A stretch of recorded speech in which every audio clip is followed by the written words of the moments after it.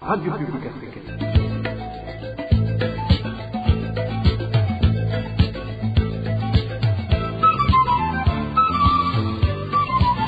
Radio Publique Africaine.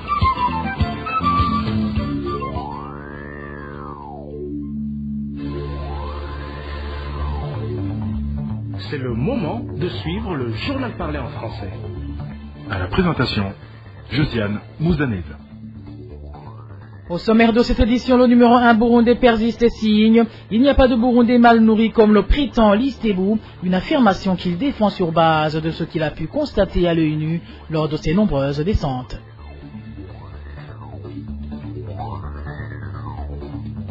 L'intolérance politique continue à faire parler d'elle dans diverses provinces du pays. Aujourd'hui, nous vous emmènerons à Ngodi et à Ruyigi, où les membres de l'opposition et les citoyens lambda n'en peuvent plus des persécutions subies de la part des Imbonerakure du parti au pouvoir, le CNDD-FDD. Et comme tous les samedis, la deuxième partie de ce journal est consacrée au mini-magazine au cœur de la société. Aujourd'hui, il sera question du crédit de plus de 260 millions de dollars que le FMI compte accorder au gouvernement du Burundi. Voilà pour les grandes articulations. Bien le bonsoir chez vous, mesdames et messieurs. Tout de suite, le développement de ces titres.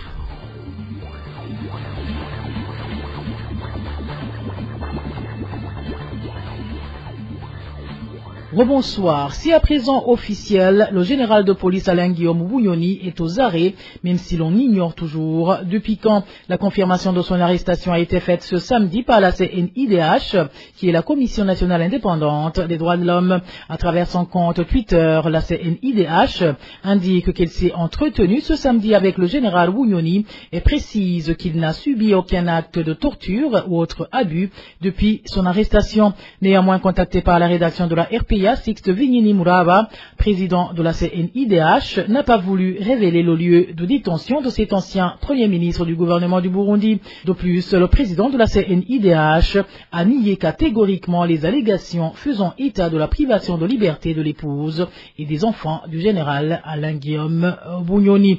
En page droits de l'homme, l'on parle des grognes au sein de certains habitants de la commune Kiremba en province Ngozi qui s'indignent des patrouilles nocturnes faites par des Imbonerakure. Au cours de ces patrouilles, ces miliciens du parti au pouvoir persécutent des individus qu'ils rencontrent, nous ont indiqué ces mêmes habitants qui demandent que le groupe de ces jeunes du parti CNDD-FDD soit démantelé. Et l'âge divin, Rémiche. Difficile de rester tranquille si l'heure de 20h30 est déjà dépassée sans qu'ils soient arrivés à leur domicile. Cette situation est vécue en zone d'Ogakere, commune Kiremba, province Ngozi, comme l'indiquent certains habitants. Ces derniers indiquent qu'un groupe d'Imbonerakure mène des patrouilles nocturnes au cours desquelles ils ne font pas pitié à toute personne qu'ils trouvent sur leur chemin. Il existe un groupe d'Imbonerakure qui fait la pluie et le bon temps ici en zone d'Ogakere. À la tête de ce groupe se trouve un certain Joseph Sibomana, connu sur le sobriquet de Kimanda, et Gilles Savyikora, ainsi que Firmé Kalorero. Ce groupe fait des patrouilles nocturnes tous les jours et violentent des gens qui les rencontrent. Ils leur disent qu'à partir de 20h30, tous les habitants doivent être chez eux. Les récents camps sont ceux des membres du parti CNDD-FDD, nommés Juvenal Nzohabonayo et Pierre Mbonimpa, qui ont été gravement tabassés par ces Imbonerakure en date du 8 avril courant. Et en date du 10 avril, deux membres du parti CNR, Melchior Twamemaso et Juvenal Chichahayo ont été également tabassés par ces Imbonerakure après les avoir vus dans un bistrot. Ils les accusaient d'être restés dans un bistrot après l'heure qu'ils ont fixée et leur ont également exigé de payer 150 000 francs sous forme d'amende. Ces habitants déplorent ainsi le comportement de ces Imbonerakure qui violent les droits et libertés des citoyens au vu et au su des administratifs à la base, d'où ils leur demandent d'agir pour le bien de la population. Nous ne savons pas s'il y a un couvre-feu ici dans notre zone, car les administratifs ne nous l'ont pas informés. Nous demandons donc que les administratifs arrêtent les pratiques de ce groupe pour que dans notre zone, nous puissions retrouver la tranquillité et la sécurité. À ce propos, la RPA n'a pas réussi à joindre Emmanuel Ouizeye, administrateur de la commune de Kiremba, pour recueillir sa réaction. Illoge divin Rémiche, ces intimidations des Imbonerakure sont également signalées en zone Kawiyenge de la commune Gisuru. Nous sommes en province Ruyigi. En effet, depuis à peu près un mois, ces derniers s'en prennent essentiellement aux membres des partis de l'opposition et plus particulièrement ceux du parti CNL. Des fois, des éléments de la police ou de l'armée se joignent à eux. Le point avec Elvis Nyomongere. très tôt le matin, à partir de 4 heures, les Imbonerakure de la zone Kabuyenge, en commune Gisuru de la province de Ruyigi, procèdent au rassemblement. Après cette activité de jogging, ces jeunes qualifiés de miliciens par l'ONU, force sport, en tenue policière ou militaire, ils portent de gourdes. Des fois, ils sont accompagnés de militaires ou de policiers. Aha muri Kabuyenge hariho ibintu bitera ubwoba. Imbonerakure mu gitondo zizinduka zigira ikarashishi zambaye impuzu. Ici à Kabuyenge, il y a des choses qui nous inquiètent tellement. Il s'agit des entraînements des Imbonerakure qui se déroulent chaque jour très tôt le matin en tenue militaire et policière. Ces Imbonerakure font ces entraînements en possession des gourdes. Vous comprenez que cette situation est très inquiétante. En plus, souvent, ils font ces entraînements en présence des policiers et des militaires du poste de Kabuyenge. Les chars de ces miliciens, pendant le jogging, sont inquiétants selon les habitants de Kabuyenge. Ils menacent de s'en prendre et de corriger les membres des partis de l'opposition, déclarent notre source. Les membres du parti CNL sont les plus menacés. Igiteye ubwoba rero cyane ni uko bagenda baravuga amajambo y'iterabwoba bareremba bavuga bati ngaho inkoni irabajya. Le plus inquiétant dans tout cela, ce sont les chansons d'intimidation qu'ils chantent lors de ces entraînements. Des chansons dans lesquelles ils disent que les règles vont nous faire du mal, surtout ceux qui ne sont pas membres du parti CNDD-FDD. Ils disent qu'ils vont arracher les dents, ceux qui n'accepteront pas d'intégrer le CNDD-FDD et qu'ils vont le faire comme ils l'ont fait aux autres dans le passé. De surcroît, les choses deviennent compliquées une fois qu'ils arrivent à un domicile d'un membre du parti CNL. À ce moment, ils augmentent la voix en prononçant son nom, que s'ils ne sont convertis pas pour devenir membres du CNDD-FDD, il va être tué. Les habitants de Kabuyenge demandent l'intervention des autorités administratives de faire cesser ces pratiques de la milice Imbonerakure. La rédaction de la RPA a tenté de joindre Kadeningaza, administrateur de la commune Gisuru, sans succès. À ce propos, les intimidations et menaces que subissent les membres du parti CNL sont des activités de violation des droits de l'homme et constituent la privation de la liberté d'expression. Tels sont les propos de l'un des défenseurs des droits de l'homme burundais, Yolalini Widzi, qui demande aux responsables administratifs de traduire en justice les Imbonerakure qui perturbent la sécurité des membres des autres partis afin de mettre fin à cette intolérance politique. Suivez Yolalini Widzi, un des défenseurs des droits de l'homme burundais. L'intimidation et les menaces que les membres du parti CNL, qui sont membres des équipes culturelles, qui sont allés accueillir le président du parti lors de la visite en province de Ruyigi la semaine dernière, ce sont des menaces que nous considérons comme une violation de la liberté d'association, la liberté d'appartenir à un parti politique de son choix, mais aussi à la liberté d'expression.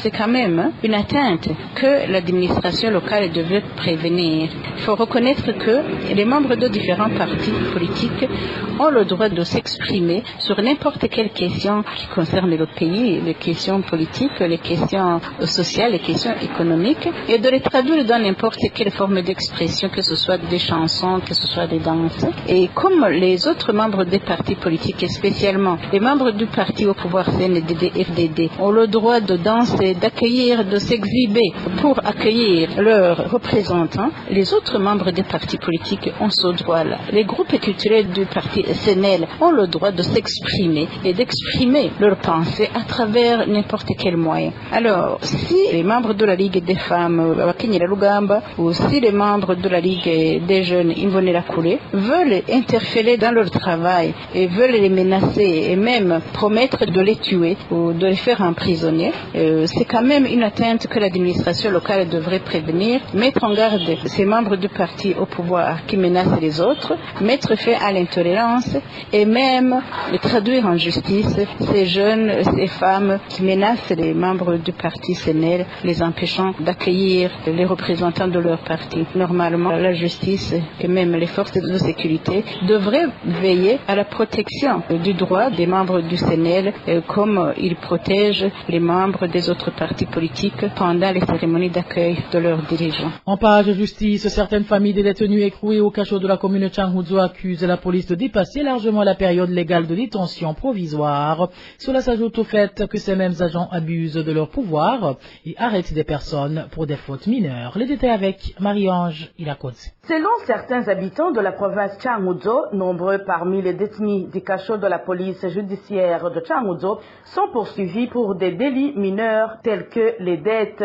Parmi ceux-là, il y a ceux qui proviennent des provinces provinces Ngozi, Muyinga, Ruyigi et Gitega. 2 mois est la courte période que ces détenus passent dans ces cachots. Les familles de ces détenus accusent les OPJ de faire traîner les enquêtes. Selon toujours les mêmes sources, les dossiers des détenus disparaissent le plus souvent et les détenus restent longtemps en détention. Ils demandent en effet que ceux qui sont poursuivis pour des délits mineurs ne soient plus mis en détention pour une longue période. Certaines sources au sein de la justice en province Changuzo affirment que ces problèmes liés à la violation des durées de détention préventive seraient le résultat de l'absence d'une prison dans cette province et le déplacement de ces détenus des cachots vers les prisons des provinces frontalières qui est problématique. Je vous le disais en titre, le président de la République du Burundi désapprouve les statistiques de l'Istebu en ce qui concerne le niveau de pauvreté auquel se trouve le Burundi. Evariste Ndayishimiye indique que les données de l'Istebu selon lesquelles 50% des Burundais sont mal nourris ne sont pas du tout correctes car lors de ces descentes, il a positivement apprécié l'état de santé des diverses personnes de l'intérieur du pays. Suivez plutôt Evariste Ndayishimiye, il est le président de la République du Burundi. Nivyo ntiduteye imbere nkuko tuvyifuza ariko hariho ibimenyetso vyinshi vyerekana ko turi mu nzira. C'est vrai que le Burundi n'est pas développé comme on le souhaite, mais il y a des indices qui montrent qu'on est sur la voie du développement.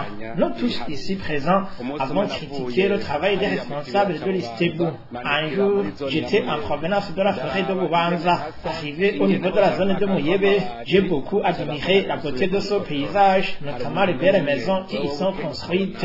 J'ai demandé ensuite à ceux qui étaient avec moi de prendre encore une fois des photos de cette localité. Je me demande comment quelqu'un peut affirmer que les Burundais sont pauvres, alors que quand on regarde leur mode de vie, notamment le logement, on trouve des maisons dont la toiture brille de beauté. Toutes ces constructions ont été réalisées au cours de ces 6 dernières années de crise. Et lorsqu'on regarde Kinama étant dans la localité de Muheto, on admire un beau paysage de champs de culture dans la vallée de Karambira, ce qui prouve que le Burundi n'est pas du tout derrière les autres pays, comme le prétendent les statistiques de l'Istebu.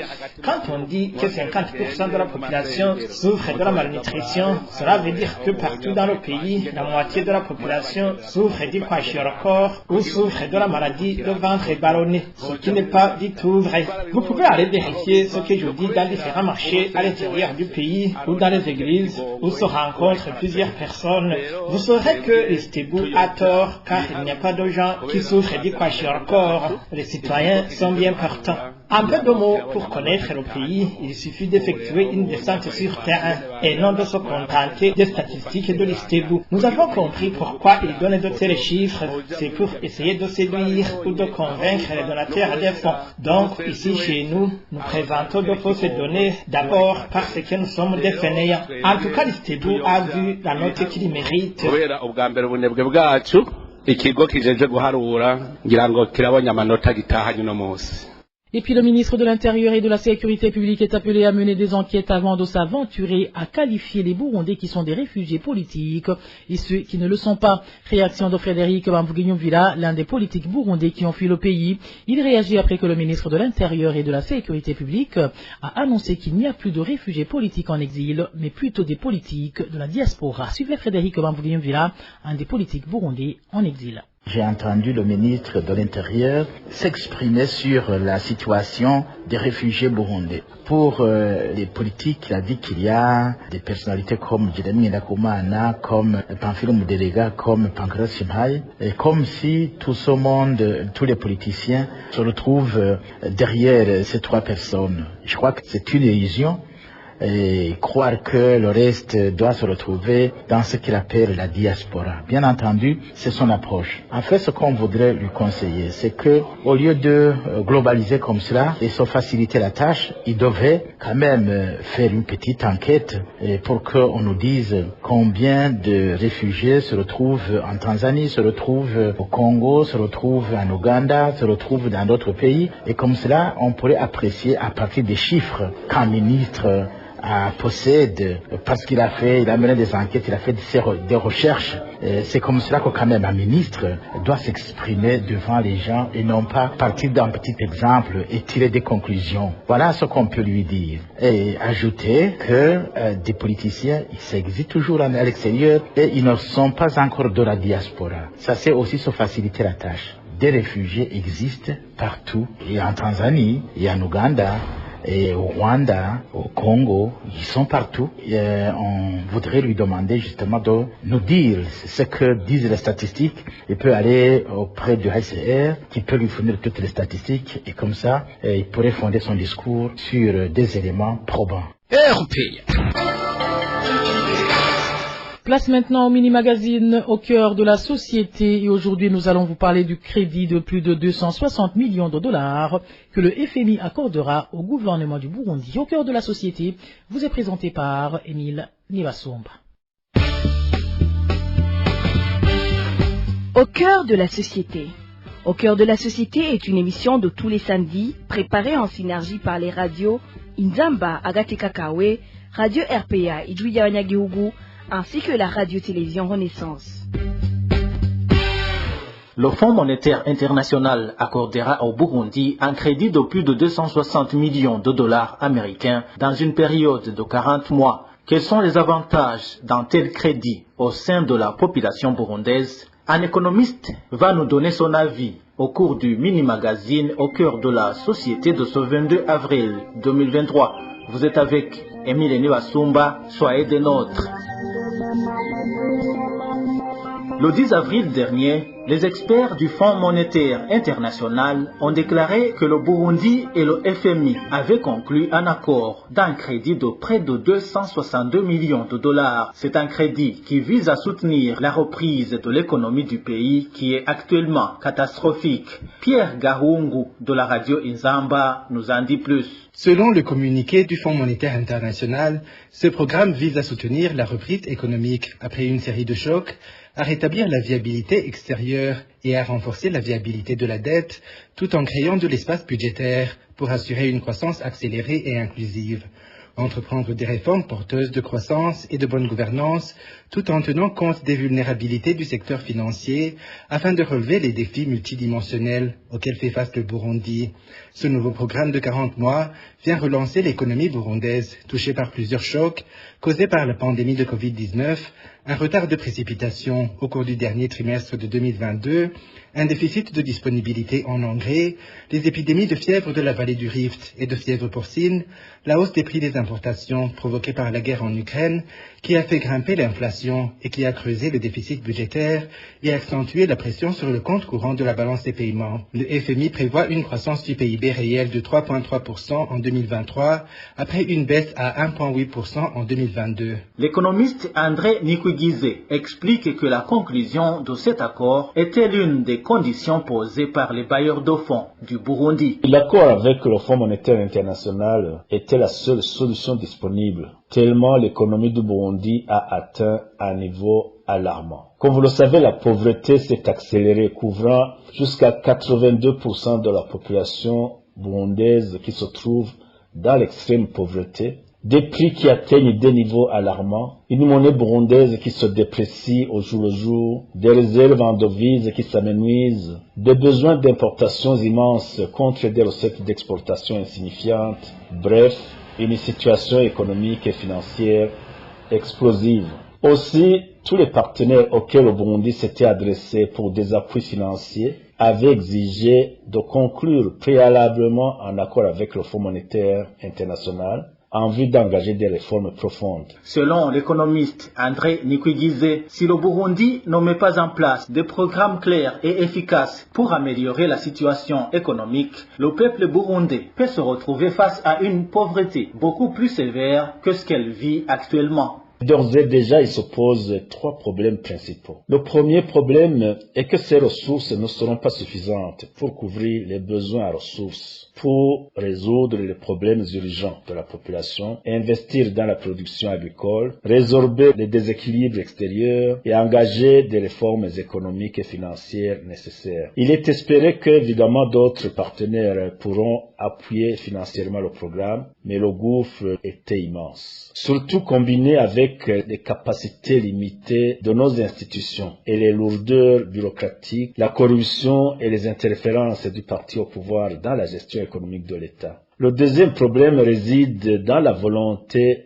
réelle et la capacité de l'État du Burundi à engager et poursuivre ces réformes jusqu'au bout. Enfin, le troisième défi réside dans les effets sociaux des mesures qui vont être prises sur les populations, en particulier le niveau de taxation en cascade qui vont se répercuter sur les prix, le chômage des jeunes qui va continuer à augmenter, ainsi que les restrictions sur les dépenses sociales. Il est à craindre évidemment qu'à la sortie du programme avec le Fonds monétaire international, le Burundi ne soit pas plus pauvre qui ne l'était avant, si des mesures audacieuses ne sont pas prises par le gouvernement, notamment d'investir dans la production vivrière, prévoir des mesures de sauvegarde sociale en faveur des populations les plus vulnérables, notamment les enfants en bas âge, les femmes enceintes, les écoles, les hôpitaux et surtout remettre la population au travail et réduire les discours populistes qui ne servent qu'à désorienter la population. C'est maintenant ou jamais pour le gouvernement du Burundi de préparer une réelle vision pour le Burundi de demain et la faire suivre par des actions concrètes sur le terrain. L'économiste André Nikwigize s'est entretenu avec nos confrères de la télévision Renaissance. Et voilà, c'est par ici que nous mettons un point final au mini-magazine au cœur de la société de ce 22 avril 2023. Merci à vous tous qui nous avez suivis. À la présentation, c'était Émile Niwasumba. À samedi prochain, si Dieu le veut. C'était l'émission Au cœur de la société.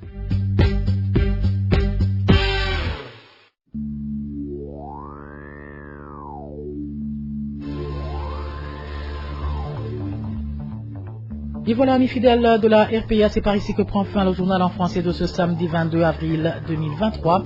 Merci à vous qui nous avez prêté une oreille attentive. Merci également aux équipes rédactionnelles et techniques pour leur franche et parfaite collaboration.